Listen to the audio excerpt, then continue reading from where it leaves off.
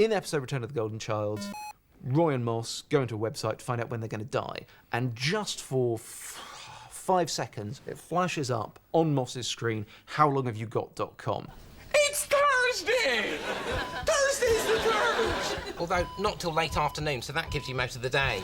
The second that flashed up on the screen, the website spike went frumph like that. We had 2,500 people in the first 30 seconds that URL was shown on screen when the first episode was transmitted. So we had thousands of people going to that website and thinking it was just the website that Roy and Moss used. You could go in there and answer a whole load of silly questions, and at the end it'll tell you when you're going to die. Except unless you read the terms and conditions of the website, in which case it unlocked the competition.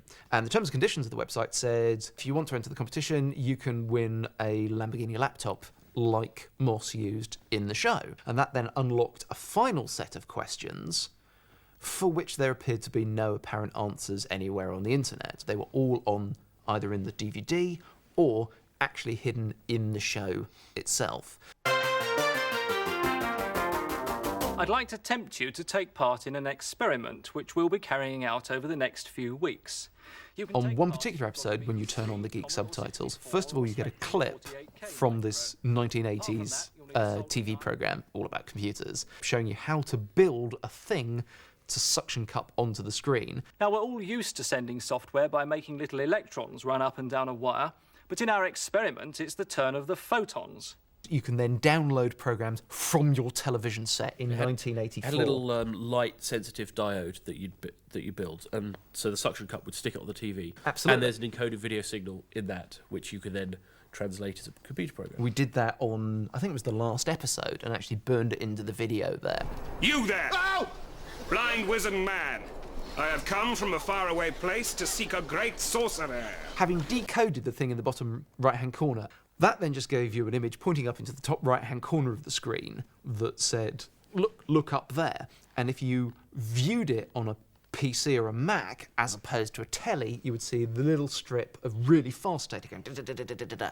And if you decoded that, you got the second half of Jen holding her Easter egg. On the Series 2 DVD, we hid a bunch of Easter eggs, which included a photograph of Moss standing in the doorway there, holding an actual Easter egg, a photo of Jen in Douglas's office, also holding an Easter egg, and there's also a picture of Roy at his desk, also holding a real Easter egg, but that was hidden within an 8-bit BBC Micro program.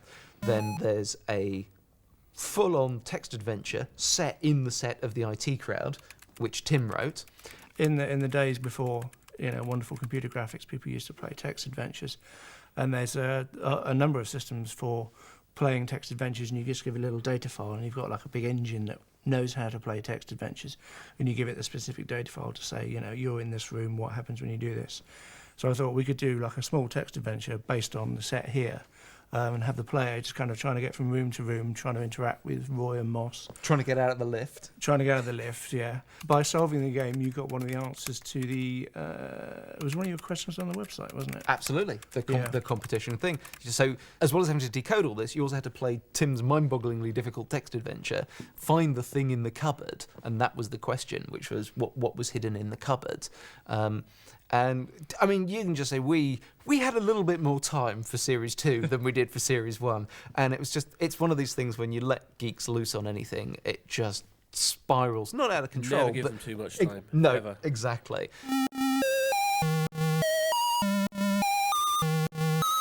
So we had a finishing date, and sadly, when the first finishing date came, we didn't have one correct entry. And by So we did make it too hard. We did make it too hard.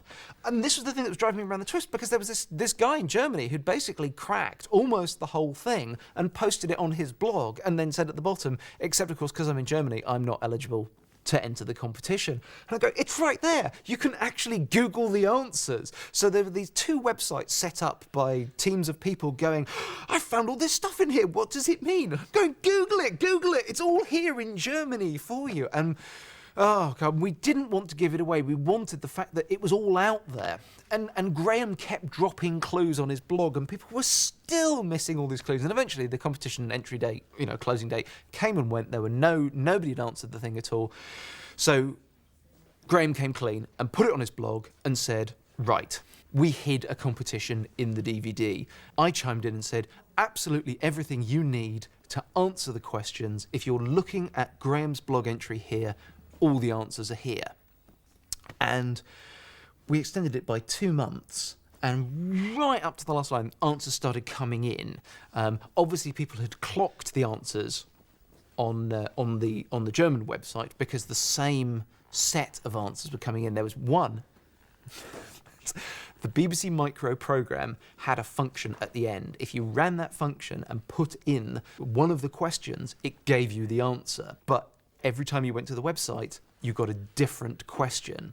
So when the German guy basically got his two numbers, he put them in and published the answer. Everybody else got different numbers, and so their answers were wrong. But we could see that everyone had gone to this website and were beginning to get kind of on the trail. And then just towards the end, we were going, oh God, somebody's got to get it. Then bing, we got the complete set of answers through. And somebody actually won the laptop and solved all the problems. And I'm not going to give away all the answers. I've given you all the clues of where to find them because chances are somebody might actually want to have a go and see if they can find them out themselves. But to everybody who took part, I'm really, really glad you enjoyed it. And oh my God, it was a phenomenal amount of work. So fingers crossed we're doing something slightly different this year. So basically everybody entering the competition has to do even more hard work, but hopefully this time we have to do slightly less. But it also means we've got to think of something different for the subtitles. Since we haven't actually finished recording the shows yet, we don't know what the subtitles are. We have an idea, and if it's funny and you like them, and it's slightly different from anything that's been on DVD before, I hope you enjoyed them. And if there aren't any geek subtitles at all, it's because everything went horribly wrong. Thanks for watching, and enjoy the competition if you're going to play it now.